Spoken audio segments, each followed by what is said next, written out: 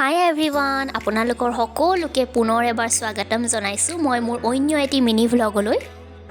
আজি পিছে দিনৰ সাঁজটো মায়ে বনালে, সেইবাবে মই দেখুওৱা নহ'ল আৰু লাঞ্চটো মায়ে বনোৱাৰ কাৰণে মই এতিয়া ডিনাৰটো বনালোঁ, সেইকাৰণে আপোনালোকৰ ওচৰলৈ আহিলোঁ।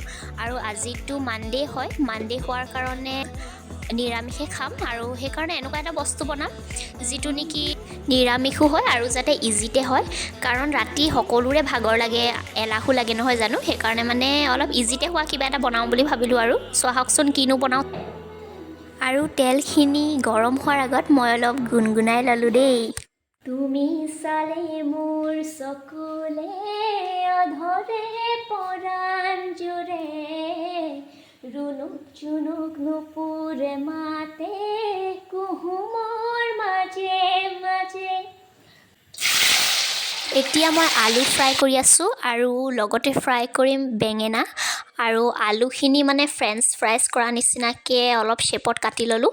তাৰপিছত বেঙেনাখিনিও ৰাউণ্ড শ্বেপত কাটি ল'লোঁ।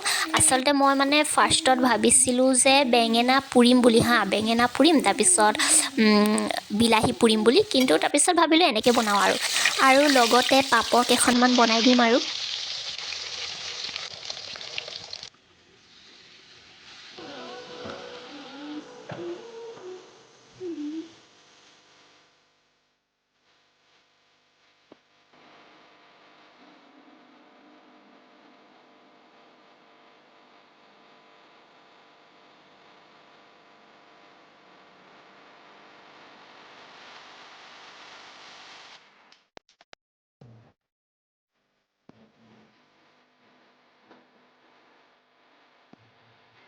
এনেকেই আজি ভেজ থালিখন বনালোঁ ইজিতে হোৱাকৈ।